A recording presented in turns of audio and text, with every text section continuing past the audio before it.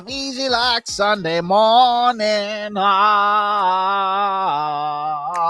Yes, I'm easy like Sunday morning, but yet it's Wednesday night. It's Wednesday afternoon. Whenever you are consuming this program, it is not Sunday morning. As Sunday morning, Sunday afternoon was the day we played the New York Giants, and I won't go too much into it. I'll give you a quick reaction to the game because I think it facilitates a bigger discussion regarding A.J. Brown. But we played the New York Giants at home at Lincoln Financial Field. We kicked their teeth in. The best offensive output by the Philadelphia Eagles. Jalen Hurts had 4 touchdowns. He had 3 touchdowns. Saquon Barkley and Tank Bigsby broke 100 yards rushing each. We ran for 270 yards, the best performance by the offensive line. Devontae Smith looked good at wide receiver 1. Jahan Dotson had a big catch up the sideline for a touchdown. Dallas Goedert was involved in the game. The defense played its best game. The pass rush was existent. Cornerback play was really good. Everybody played exceptional football for the most part. And for a full 60 minutes, we finally saw what the Philadelphia Eagles can look like when they play their game. Now, just to be frank, it was a game that was tightly contested in the beginning until Cam Skattebo hurt his ankle in a very horrific way. And we hope he has a speedy recovery and a class act by Philadelphia and Big Dom to send food to his family when they were in Philadelphia. And the applause and like the adulation that they gave Cam Skattebo on the field. I think it was a class act by them. We have to acknowledge that. But the game changed after that. The spirit was taken out of the game. Obviously, the tush-push penalty or the tush-push controversy that was there, where it should have been a fumble, quite frankly. He fumbled the freaking football. Horrific call by them, by the way. And we talked about this before. It's not lasting after this year. They're going to get rid of it. Sometimes I think they purposely just poorly officiate the play because they hate the play. But that's neither here nor there. It's a play that's going to go away. We might as well just keep running it this year. Do what you got to do. And then next year, just run the quarterback sneak without anybody pushing behind you. It'll be the same damn shit. So that's neither here nor there. I digress. Point being is it was the best game Philadelphia's played all year, a full 60 minutes, and all of it was without A.J. Brown on the football field. You saw Jalen Hurts play with a lot more jovial lightheartedness. He was happy, smiling, dapping up wide receivers on the sideline. The whole team was just vibing. And I think a lot of people who are skeptical about this team were looking at it and saying, hey, A.J. Brown's not on the field right now. This is what they've done. KP had his best game. The defense looked good. The offense was clicking. Jalen Hurts played excellent and just manipulated the offense the way he needed to. Wasn't staring down people. Is there a correlation or a coincidence to A.J. Brown not being on the field and we had our best offensive output? Just a quick answer. I think it's just a coincidence. I think you have to look at who we were playing. We played the New York Giants, and you saw who they had in the secondary. It was like their 6th, 7th guys out there covering wide receivers for us. I can guarantee you if A.J. Brown were out there, we would have done the same exact thing to them. 100%, and probably would have beaten them worse because, A.J. Brown's better than Jahan Dotson and Devontae Smith. Let's not get it twisted. A.J. Brown's one of the best wide receivers in football. Him not being out there against the New York Giants is not necessarily something that you look at and say, wow, we could win big games without A.J. Brown. No. We played the Giants. We played a lesser, inferior opponent. This is exactly what we were supposed to do to them, with or without A.J. Brown. So don't get it twisted, okay? It's just mere coincidence that you saw the best output by this team with him on the sideline, considering their opponent, okay?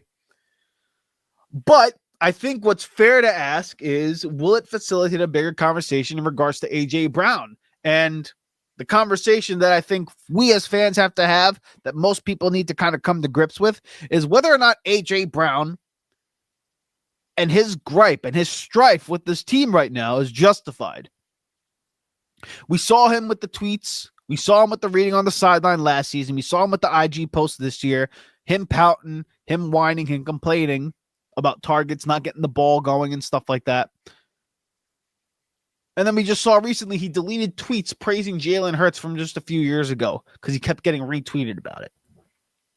And now the thing you got to ask is A.J. Brown being tired of being second fiddle in Philadelphia? Should we trade him in the offseason? Should we trade him at the trade deadline? And then the other question about A.J. Brown, which is really the topic of discussion today that I want to facilitate and have this conversation with the Eagle fans is,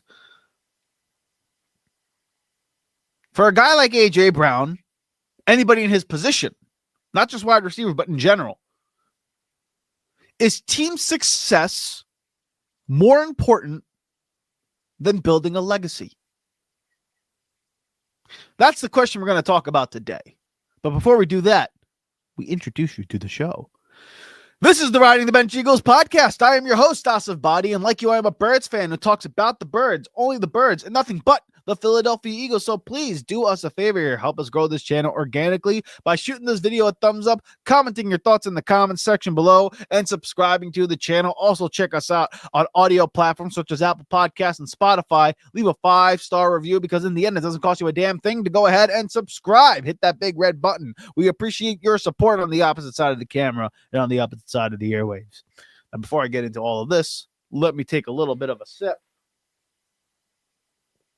It's fall season, ladies and gentlemen. You got to have, tea every now and then to help, keep the sickness at tranquilo, very low and very calm and not getting you sick. Anyways, I digress.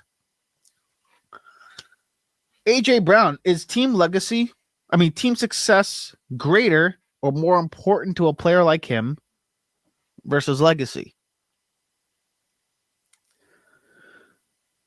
I will say this from a fan perspective. Do we really give a crap about do we really give a crap about player legacy? Do we? We just want to know as fans, can you help this team win a Super Bowl? Because that's what we are part of that experience. Being a fan of a team that wins it all is a really good feeling in sport. It just is. There's nothing better than that. When your team are champions, you have bragging rights amongst all fan bases. It's a position of strength. It's a position of leverage. A position of privilege that most fan bases have never had the opportunity of experiencing or haven't experienced in decades upon decades upon decades. Ask Miami fans. Ask Dallas fans.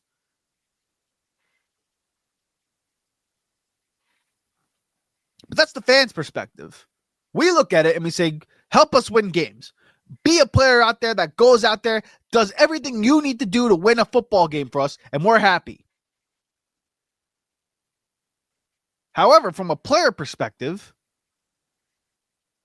there's certain positions that don't really need to be winners. Right? There's certain players in certain positions you look at, and you look at their career, and you say to yourself, this guy's a Hall of Famer, but he wasn't much of a winner. But I'll be damned if I wasn't going to say he's one of the greatest players I've ever seen play. Take a look at Myles Garrett, for example, on the Cleveland Browns right now. He just came off a game where he had 5 sacks. They lost. Now, he says, I would trade my 5 sacks for a win. Sure, at some point you do want to win football games. But to anyone who sits there and says, wow, the Cleveland Browns have wasted Myles Garrett's career, you don't know what you're looking at. You don't know what you're seeing. They have not wasted Myles Garrett's career. The Cleveland Browns, whether you want to believe it or not, and again, this is mainly due to Myles Garrett, obviously, because he's the player. But, he's had coaches there that's helped him be part of number 1 defenses overall. They've helped facilitate a career for Myles Garrett to be considered one of the greatest football players we've ever seen. He's going to be a first ballot Hall of Famer. That's how excellent he is. But he hasn't won jack shit in Cleveland because it's the Cleveland Browns. But you don't look at Myles Garrett in any less of a way than a guy like Nolan Smith. Nolan Smith helped us win a Super Bowl in Philadelphia. I'll trade Nolan Smith and anything else a lot of other players and pieces on this team to get a guy like Myles Garrett. And I'll pay that motherfucker too. I don't give a crap. Excuse my mouth. Myles Garrett's great. But he's going after his individual stats because that's the only thing he can do. He's going after legacy. He's not going after team success. Because no one looks at him and says, he's no less of a winner than anybody else on the Philadelphia Eagles. He does his part. Look at A.J. Brown now. He's sitting there and he's saying to himself, arguably, I'm one of the best receivers in football. I have a skill set that's among one of the greatest to ever do it, not only in franchise history, but currently in the NFL. And he has the physical gifts and the physical talent to look and say, you know what? If I optimize my career, I'll go to Canton. I'll secure that legacy of being an NFL Hall of Famer. I got and helped this city and organization get a Super Bowl ring. Now I got to get mine. In that sense, you have to respect what A.J. Brown's doing. I understand his position. He's looking at it and he's saying, hey, for the first few weeks of this year, and even last year, we weren't getting anything going on the offensive end. Throw me the football. I'm one of your best players. I'm the guy that can fix it. You help me get the ball, and I'll get this offense going. And he proved it to you in 2023 when he had a 6-7 game stretch of 125 plus yards in a row. NFL record, by the way. One of the best stretches of wide receiver play we have seen in the National Football League. He's proven he could be a catalyst for an offense. Last year, I think he wanted the same opportunity. However, we saw what Saquon Barkley did. We saw what this offensive line was doing.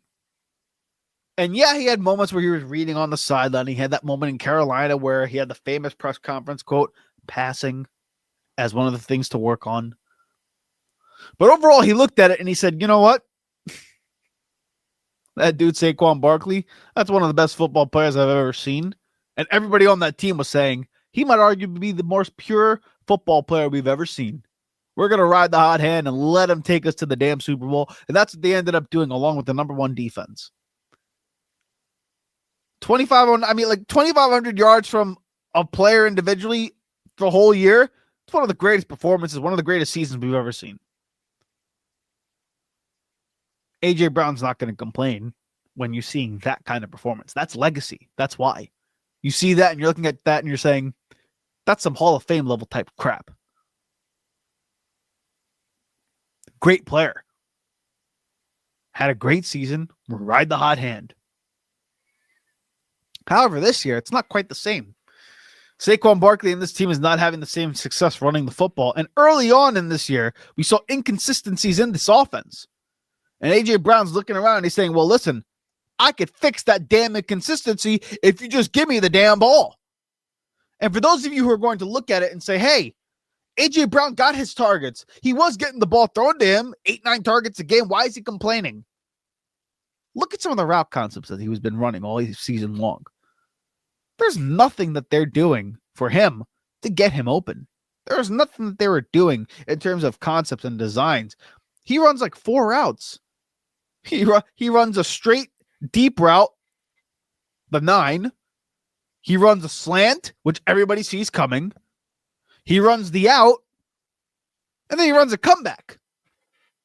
4 routes. That's what he runs. So he's looking at that and he's saying, of course I'm not going to be engaged. I run the same crap over and over again. Teams know what's coming when I'm out there on the field because they're not designing anything good for me. And he's right in that sense. If I knew what he was running, sitting in my mama's basement, you could imagine what NFL coaches and what DBs are looking at and saying, this is going to be easy cover despite how great he is. On the other hand, though, just pouting being a diva on social media, complaining, does that all really help your cause in the end? In the beginning, it can, because the squeaky wheel always gets the oil. And he's too great of a player not to get the football. And he's looking at this and he's saying, dude, I'm arguably have the skill set to be the best wide receiver in football. And somehow you guys can't get me the football? Of course I'm not going to be happy. I don't care if we're winning. Yeah, it's cool and all, and I love the city. But you know what? The only thing that gives me pleasure in this game, the thing that floats my boat, the thing that drives me and fuels my greatness, because he is great, is the fact that I can look across the field and bust the living daylight out of somebody else against their will, along with being victorious in that effort. Here's another example that I'll ask you. Do you think a guy like Deion Sanders, the greatest cornerback we've ever seen play this game, would look at a performance and say, hey, man, I'm cool if we win the football game and I give up 7 catches for 130 yards and 2 touchdowns, but we win the ball game? He's going to be like, no, this is prime time. Prime time don't do that. That's my prime time impression, by the way. Not too shabby for a first-time gig. But you get my point. The one thing he wants to do, no. Deion, shut down. That's what we do. We gonna hold you to 0 catches, 0 yards. You ain't gonna get the damn football. That's what he's gonna do. That's what makes Deion great, is that he shuts down the field. What makes A.J. Brown great is not 3 catches for 43 yards. It's not, let me run the goal ball on a 4th down to seal the game and get 1 catch for 40 yards. No. It's 6 catches, 120, 2 touchdowns. It's 4 catches, 121, and 2 touchdowns. That's what makes him great. And I know you're going to say, hey, he got that against Minnesota. Why is he still pouting? Why is he still upset? Again, I beg you to look at that game, watch it objectively, and see if all of the plays and all the catches that he got were designed for him to be open. A lot of those were ad-lib plays. They weren't designed to go to him. That's what he's frustrated about. He's frustrated about not being featured in the offense. And perhaps there lies the jealousy that is roaming around Philadelphia with him. He's looking at it and he's saying, well, damn, Saquon Barkley, I know he had the great run last year, but this year he's been struggling. Yet we try to commit this identity to running the ball and we can't do it until the New York Giants game. And then you're designing plays for, again, skinny Batman and Devontae Smith, but he is not the player that A.J. Brown is. Don't get it twisted. You're designing more plays for Devontae Smith to get open versus A.J. Brown. You're designing more plays to get Dallas Goedert the football than A.J. Brown. That's a problem. And that's where his frustration lies. And he feels the only guy that could potentially fix it outside of him speaking about it and posting it on social media is the quarterback, and they're not seeing eye to eye because Jalen Hurts' legacy is built on team success when A.J. Brown's legacy is built on his individual stats, numbers, and greatness. And that's the disconnect that fans have with players in this era of football. Look at every wide receiver in the Hall of Fame outside of Jerry Rice, Terrell Owens, Randy Moss, Calvin Johnson, Julio Jones, Andre Johnson. I'm sure I can name many other players who have Hall of Fame careers who do not have Super Bowl titles attached to their name. Look at running backs. Adrian Peterson of our modern lifetime. Adrian Peterson, LaDainian Tomlinson, potentially Frank Gore, Barry Sanders. Those guys don't have Super Bowls attached to their name, but yet they're Hall of Famers because of their individual stats, numbers, and longevity in their career. Same with the wide receivers. Look at offensive lineman, Joe Thomas, another Cleveland Brown. Hasn't won a damn thing in Cleveland. Never won anything. I'll be damned if he's not one of the greatest players I've ever seen lace them up.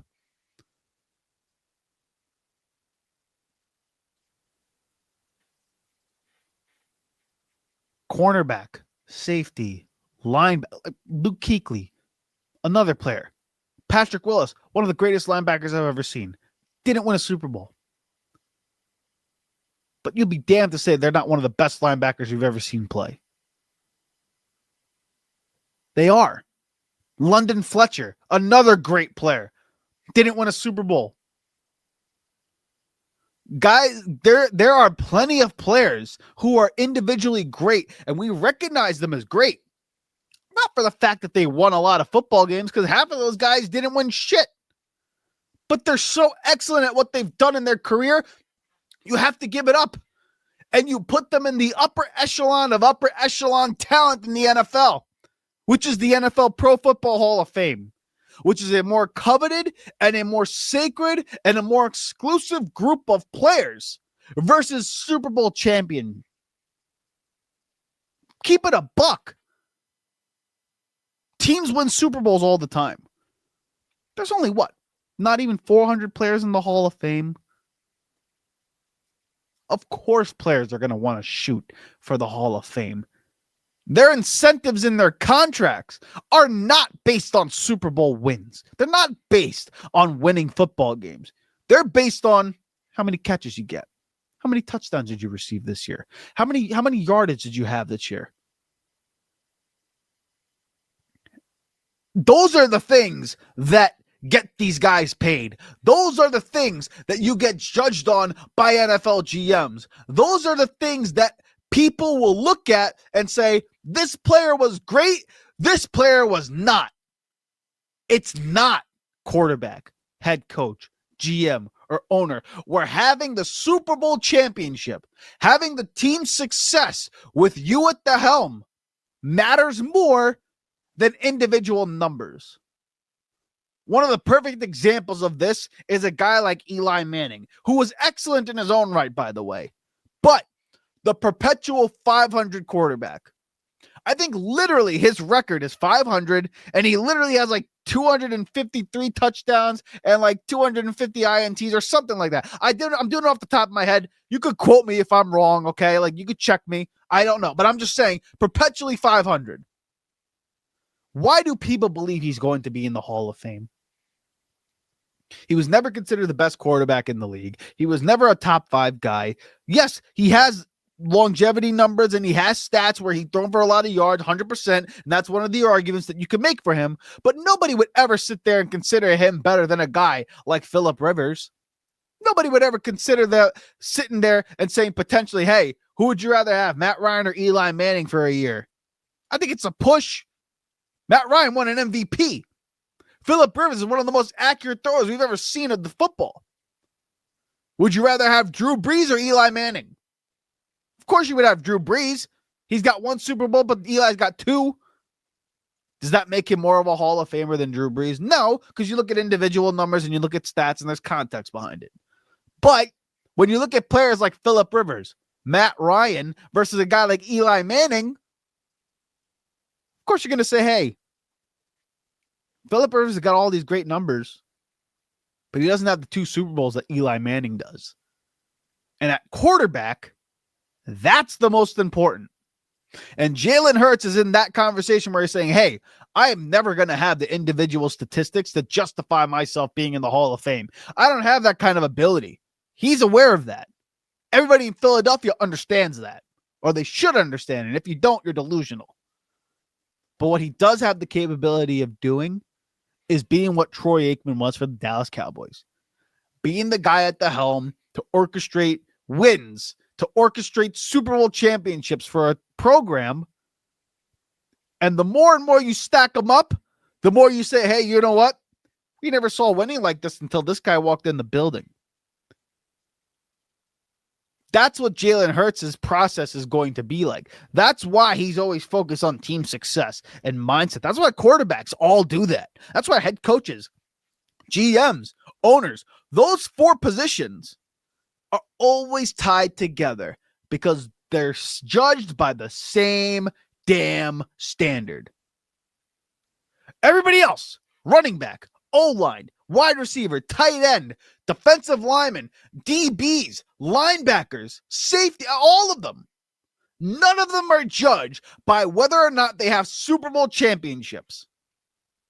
Tyreek Hill won a Super Bowl championship with the Kansas City Chiefs. He was not a Hall of Famer until he finished his career in Miami, where he was stacking up 1,700-yard seasons back to back.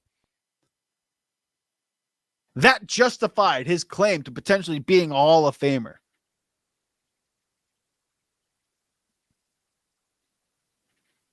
It's not about Super Bowl championships for A.J. Brown. He could give a shit about team success in that sense if he's trying to build legacy.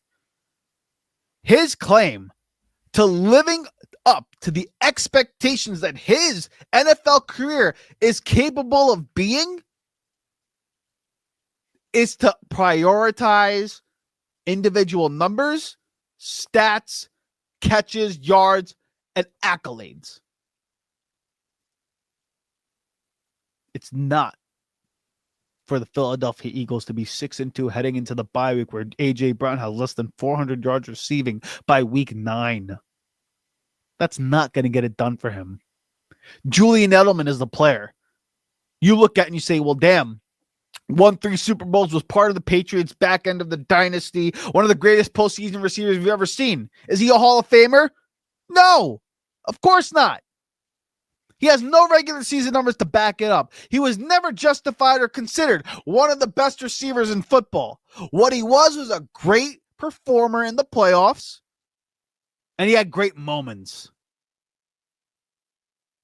He's nowhere in A.J. Brown's league, but yet their career numbers are going to be similar if he stays in Philadelphia because they don't throw the ball here.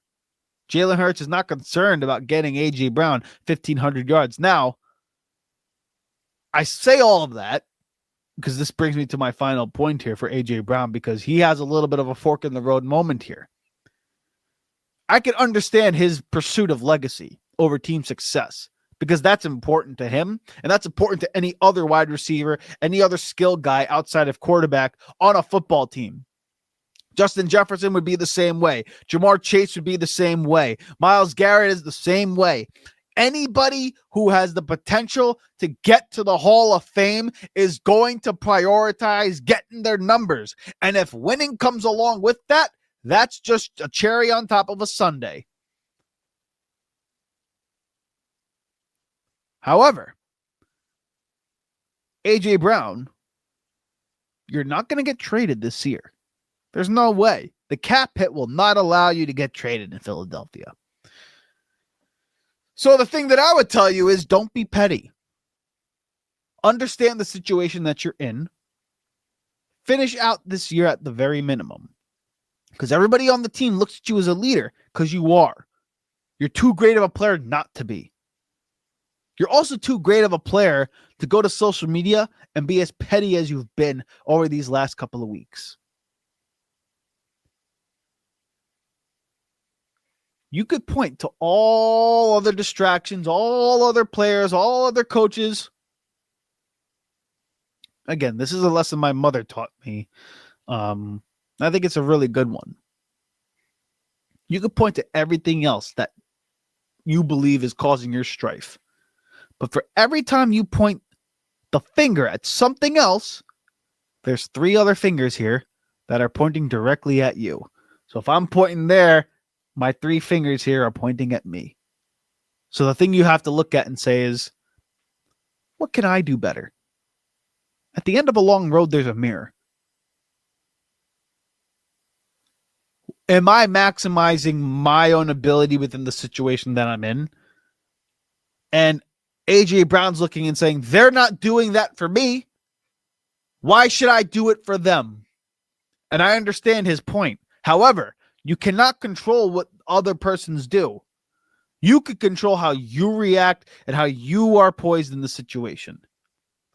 And so for him, since he's not getting traded at the trade deadline, and you're going to be on this team for the rest of the year, the thing that you can do is put the social media down, understand that, hey, let me just trust the process here, and I will get the ball because I'm that great of an individual. I'm that excellent.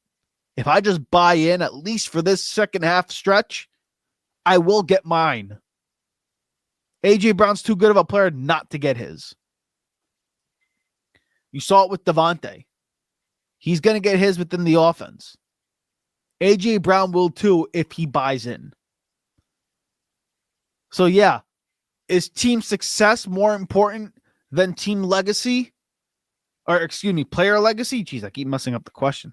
Is team success better than player legacy? It depends on the position. It depends on the perspective. For fans, for quarterbacks, GMs, coaches, owners, you want the team success.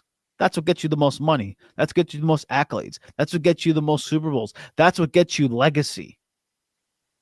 For other players, you got to prioritize your own bit. It's my contract. It's my legacy. It's my career. My endorsements.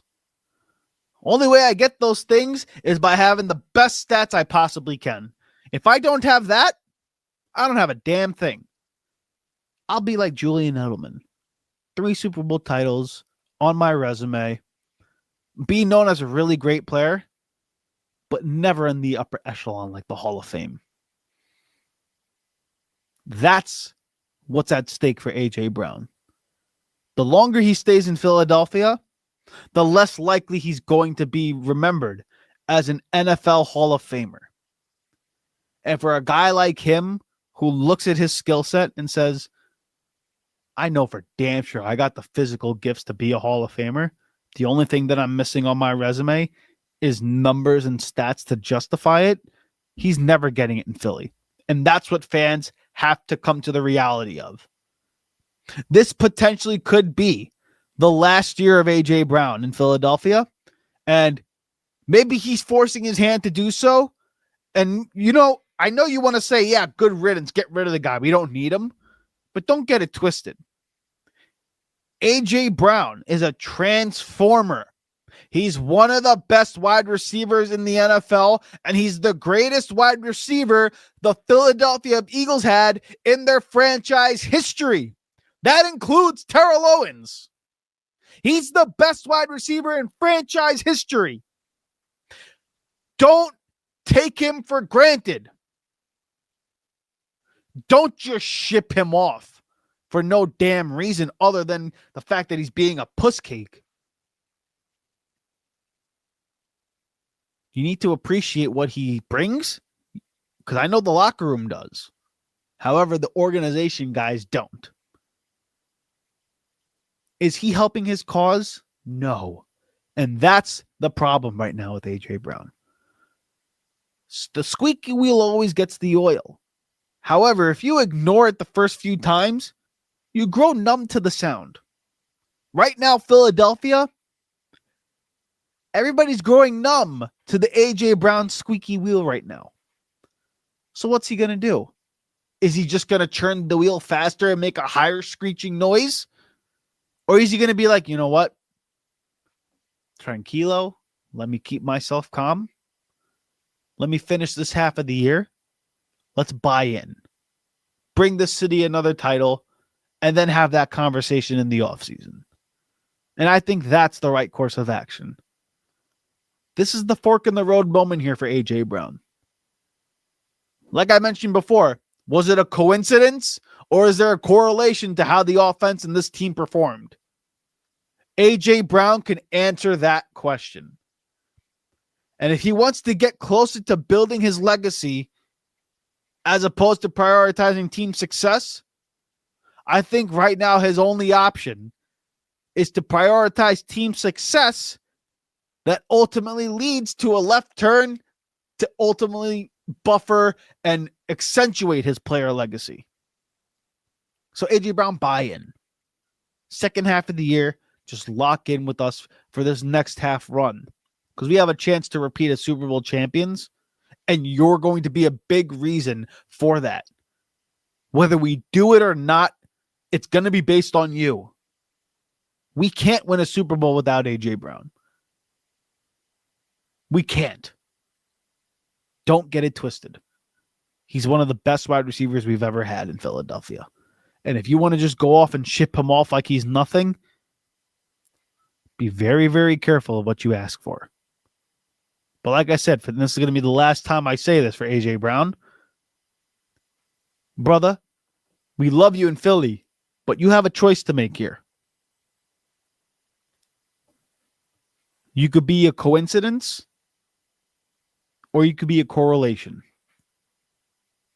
I hope you choose the right answer. Hey! Thank you so much for watching the Riding the Bench Eagles podcast. If you want to continue to support the channel, please hit the like and subscribe button down below. Also, check us out on Instagram and TikTok at Riding the Bench Eagles Pod. We're also on Apple Podcasts, Spotify, iHeartRadio, you name it, we're on there. Thank you so much for listening, and please join us next time here at the Riding the Bench Eagles podcast.